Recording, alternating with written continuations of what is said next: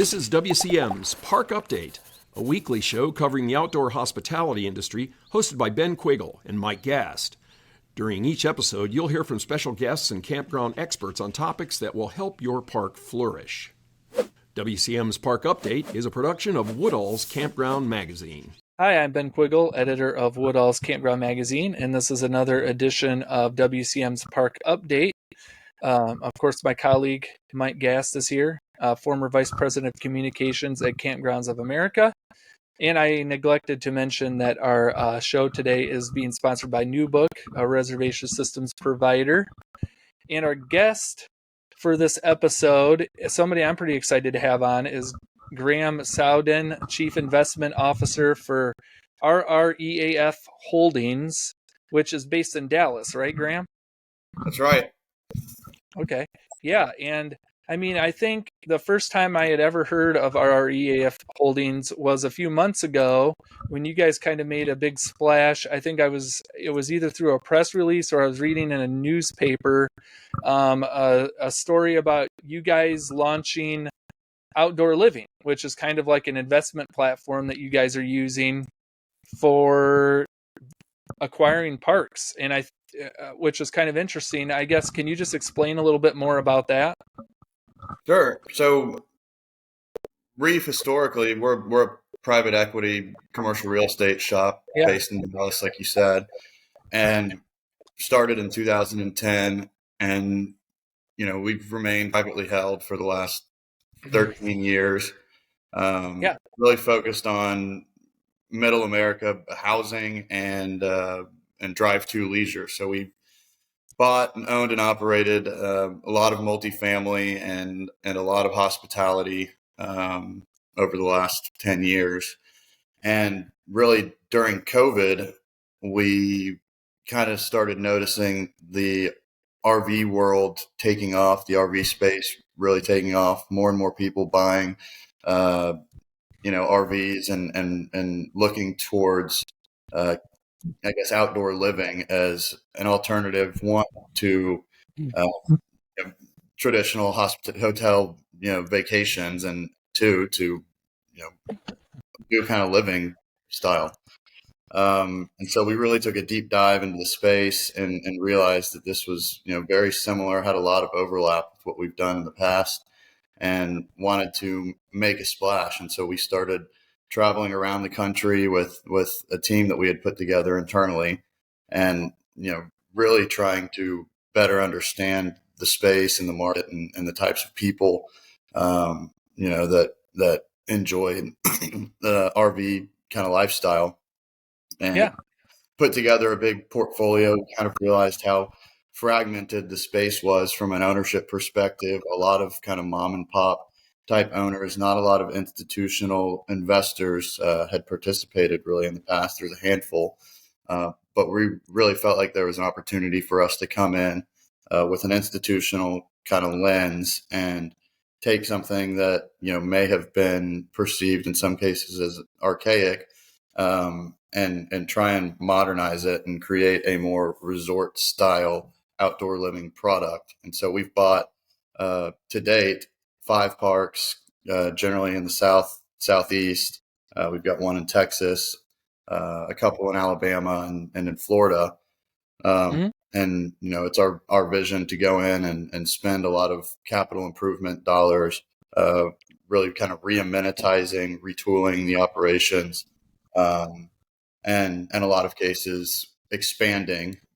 Most of these parks that we've acquired have additional developable land, and we'll go in and add additional pads as well as amenities, and that's kind of our vision for the platform, is going in, buying existing parks, typically larger, 250 pads or greater, and trying to create sort of, it's like an amusement park, like a Disney World, but of outdoor living. So how hard is it to convince your investors that this is a space that they should be in?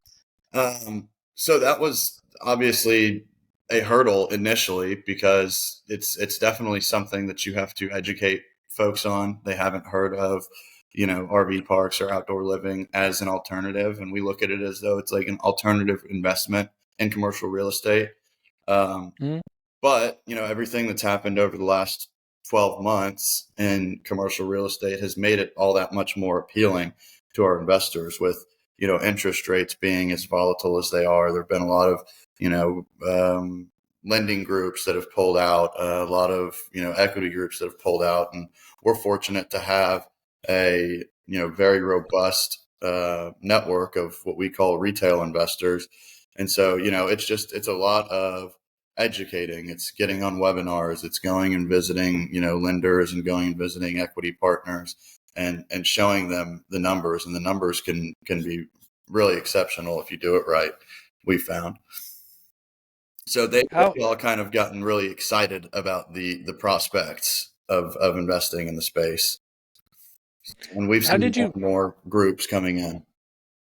Yep. How did you land on the $1 billion figure? I mean, I guess that's what struck me when I first saw the press release like a couple months ago. I think you mentioned as a company you plan to deploy over $1 billion over the next 12 to 18 months, which is I think anytime somebody sees the B word behind a dollar amount, they get a little bit interest, it draws a little more interest. I guess, how did you land on the $1 billion figure? Somewhat arbitrarily, but so we typically, whenever we go into a space, we like to do things in scale. We like to move, relatively quickly. And we think that, in the RV world, we have the opportunity right now to go in and make a big splash and control a large swath of, the high end parks around the country. And we think that there's a ton of value in doing that. We own, several $1 billion worth of multifamily and got in that space at a very, very good time.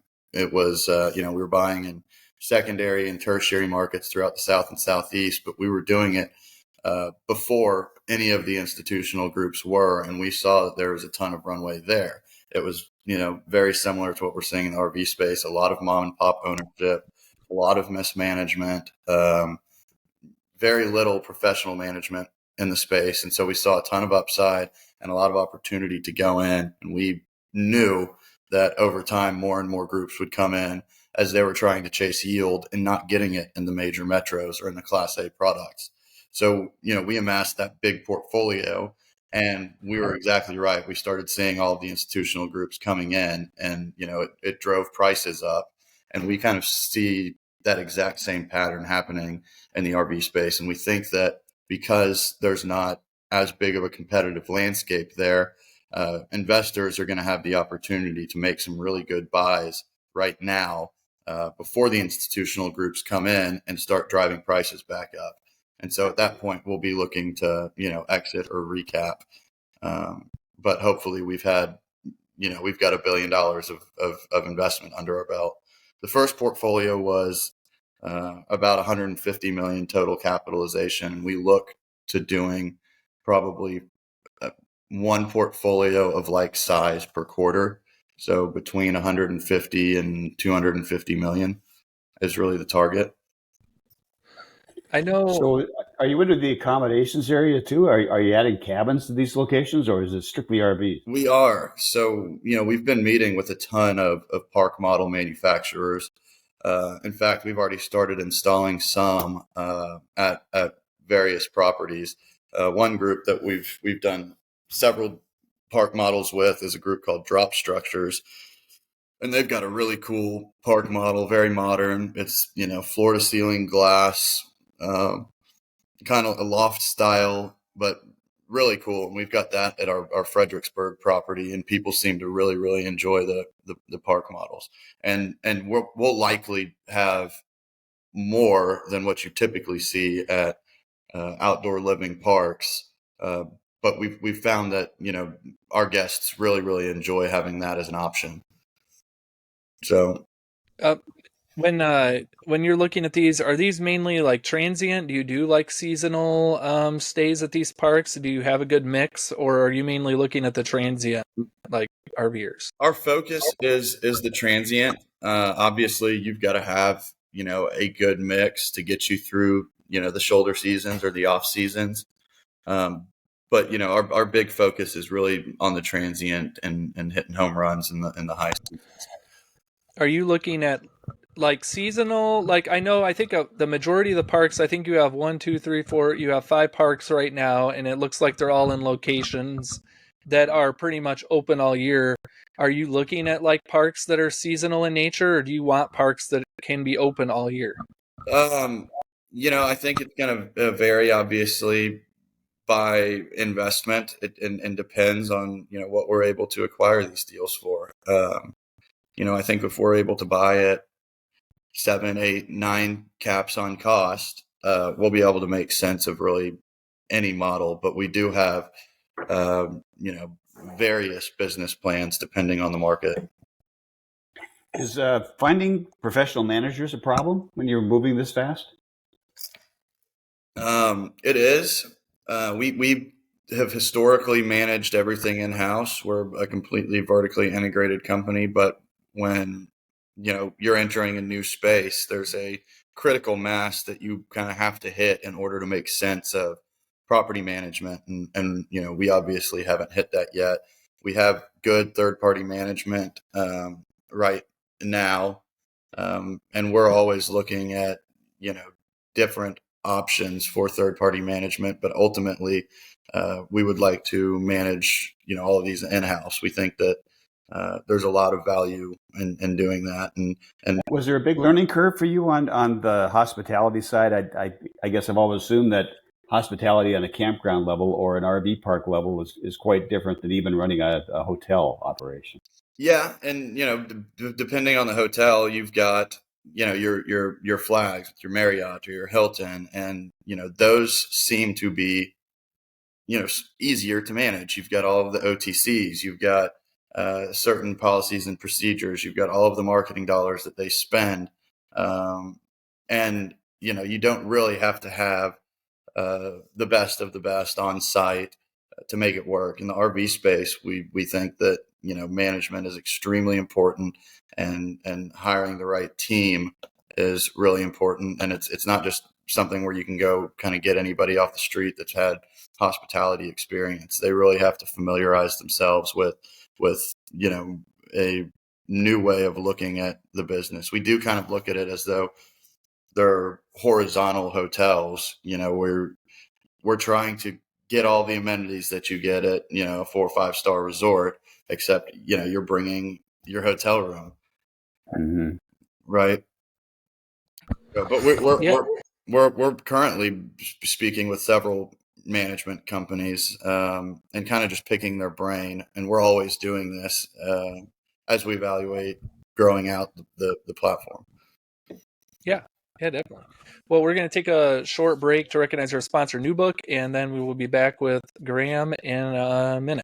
Calling all campground operators, owners, front desk heroes, say hello to your show sponsor, New Book, your connected hospitality management solution packed with the power to streamline your operations, maximize revenue, increase bookings, and deliver memorable guest experiences.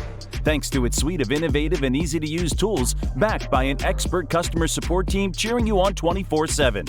So if you're ready to level up your campground and unlock more opportunities, head to newbook.cloud to start your journey today. Hi, welcome back to WCM's Park Update, and we are talking with Graham Sowden, who is the CFO of the Chief Investment Officer for RREAF Holdings. And for some reason, Graham, I always want to say Snowden when I read your name. You're not the only one. Yeah, it's just something, when I read that name, I'm thinking Snowden. But obviously, it's Sowden. So we were just talking about your investment portfolio, and I didn't, you guys acquired some resorts, but it also, note that you guys are building, right? You guys are developing ground up locations as well. We are too, I guess. Yeah. Okay. So we kind of figured out that it's finding exactly what we're looking for that exists out in the market is obviously it's a little bit difficult. And if we're taking our approach and our vision, we're saying that nobody or most people haven't been doing the space correctly for the last 50 years. And we really want to change the way that people look at it by, creating, so you've got like the Jellystones and the Femfos and the Camp Margaritavilles. And, we think that there's going to be a huge demand for that type of product. And it's more difficult to find an existing park and that has additional developable land to make those conversions. And, in some cases it can be cost prohibitive. So we've, identified several locations that we'd like to build sort of like flagships and our first one is going to be in Broken Bow, Oklahoma, which is the number 1 or 2 short-term rental market in the country. And we've got a 80-acre site, and we're actually currently working on adding some acreage to that site. And we've been working with our architectural team designing a really cool park. It's going to have, over 500 pads. It'll have really cool family, amenity centers with, arcades, a movie theater, bowling alley. We'll have lazy rivers, resort style pools, and we'll also have, a lot of park models for rent. And there may even be a for sale component where people can come and buy into sort of an HOA and own their own. Okay. So are you going to operate under a brand umbrella with these, Graham, or are they going to be all independent? I'm sorry? Are you going to operate under a brand umbrella? Are they all going to be under that same brand, or is it going to be an independent? Yeah. And again, it's going to depend on whether or not we're able to take that specific park to, kind of meet our minimum criteria. So, and obviously if, spending that kind of capital makes sense, but yeah, it is our vision to launch a brand in the space that will be kind of synonymous with, the highest of high-end resort style outdoor living. So, and they'll all kind of have the same sort of features with an F&B concept, really cool retail gift shop type sales. All of the outdoor pads will have, some sort of, improvements, whether it's a outdoor kitchenette that's covered. We'll have, an outside fire pit, seating areas, all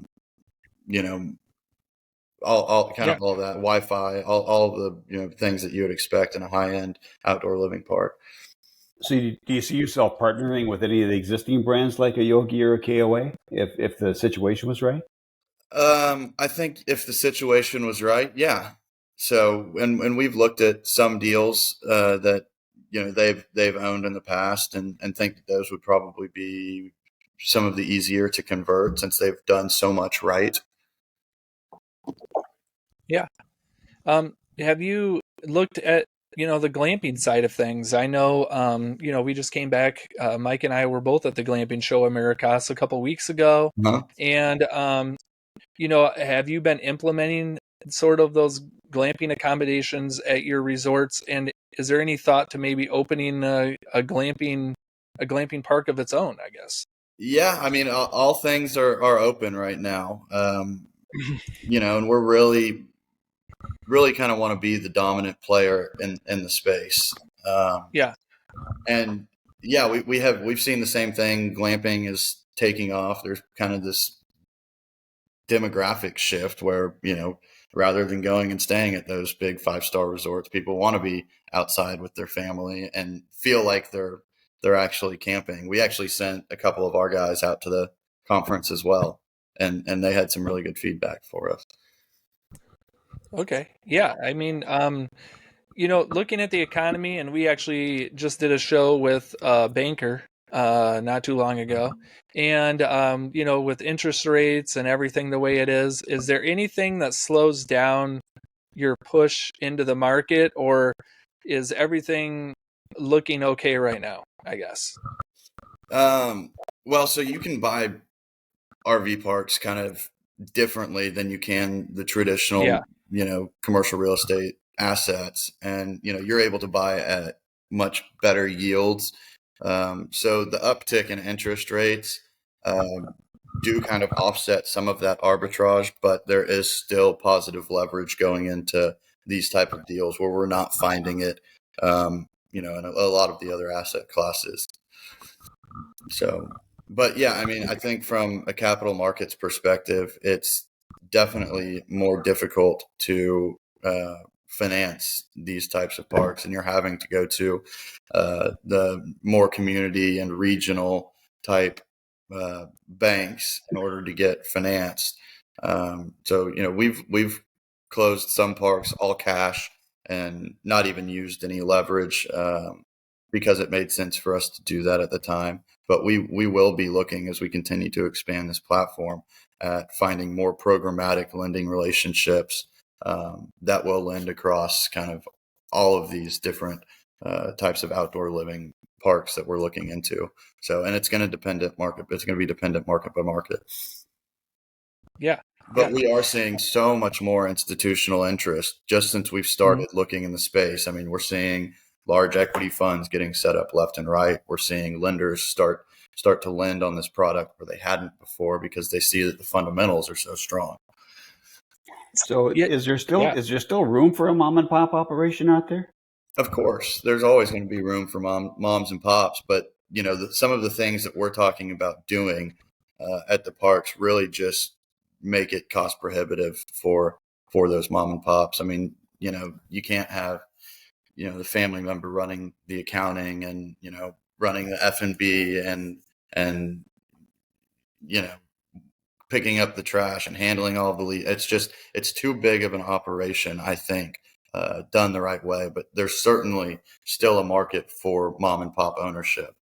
I just think it's going to be tougher for them on the big 500 pad, resort style parks. Yeah. And I mean, I think at WCM, we've seen a lot of that investor interest here recently. I know there's been other companies that were based in Texas. I think Provident Realty Advisors is one of them that's making some moves. And I mean, it's just been a real interesting couple of years just to see all the investment in the sector. Yeah. So and I think COVID really kind of changed things for everybody, I think. And they saw, there's just way more demand than meets the supply. Yep. Yeah. It's amazing what's been going on here recently. So I guess